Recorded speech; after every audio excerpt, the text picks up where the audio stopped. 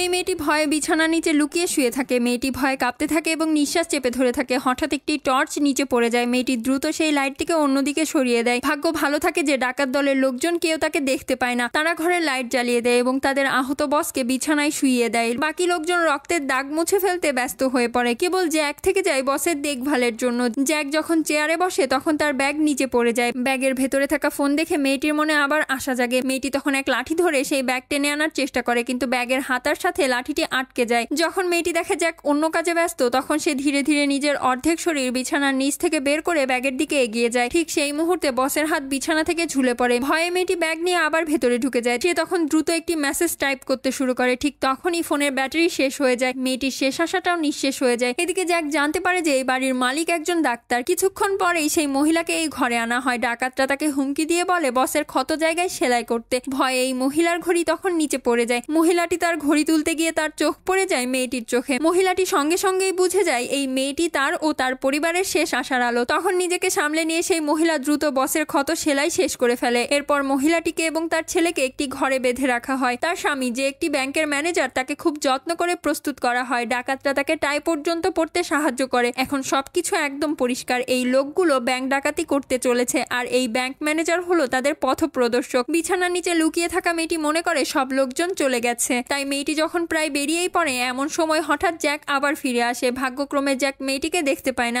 Jack এসেছে petrol নিতে। তার পরিকল্পনা ছিল ব্যাংক লুটের পর তারা পুরো বাড়িতে আগুন লাগিয়ে দেবে। এখন মেয়েটি সব বুঝে যায়, তাই বেশিক্ষণ চুপ করে থাকা অসম্ভব। ঠিক তখন একটি খেলনা টাইমার ঘড়ি দুলতে দুলতে বিছানার নিচে চলে আসে। মেয়েটি সেটাতে 90 সেকেন্ড সেট করে ঘরের একপাশে ঠেলে দেয়। সেই মুহূর্তে অ্যালার্ম বাজে। মেয়েটি সেই সুযোগে দ্রুত বিছানার নিচ থেকে বেরিয়ে আসে। ধীরে ধীরে পাখির মতো নিঃশব্দে সে নেমে আসে। দরজার কাছে পৌঁছে যখন হাতল ঘোরাতে যায় হঠাৎ সেটা নিজেই ঘুরে যায়। তার মনে হয় হয়তো ডাকাত দলের কোনো লোক ভেতরে ঢুকছে। মেয়েটি তখন ভয়ে আবার উপরে উঠে যায়। মেয়েটি সেই ঘরেই ঢুকে পড়ে যেখানে তার প্রেমিক ও তার মা বাঁধা অবস্থায় ছিল। মেয়েটি সঙ্গে সঙ্গে তার প্রেমিকের দড়ি খোলার চেষ্টা করে। ঠিক তখনই পেছন থেকে এক শব্দ আসে। সেই লোক যে নিচ থেকে এসেছে। জ্যাক তখন সন্দেহ করে। মেয়েটি তখন তাড়াতাড়ি বাথরুমে লুকিয়ে পড়ে। কিছুক্ষণ পরে মারধরার চিৎকারের শব্দ শোনা যায়। ভয়ে মেয়েটি কাঁদতে শুরু করে। মেয়েটি জানে যে যদি জ্যাকের হাতে ধরা পড়ে তাহলে তার পরিণতি খুব ভয়ঙ্কর হবে। মেয়েটি তখন জানালার পর্দা সরিয়ে পালানোর চেষ্টা করে, কিন্তু ঠিক তখনই জ্যাকও বাথরুমের দিকে এগিয়ে আসে। মেয়েটি কোনো মতে নিজেকে আড়াল করে রাখে, কিন্তু সে বুঝে যায় আর বেশিক্ষণ লুকিয়ে থাকা যাবে না। তখন বাইরে জ্যাক একটি ছুরি আগুনে গরম করতে থাকে এবং সেটিকে নিজের হাতে চেপে ধরে। তার হাতে পোড়া দাগগুলো যেন প্রতিটা হত্যা আর অত্যাচারের গল্প বলে। যখন জ্যাক পুরোপুরি সন্তুষ্ট হয় তখন জ্যাক সেখান থেকে চলে যায়। পরের ভিডিওটি দেখার জন্য প্লিজ সাবস্ক্রাইব।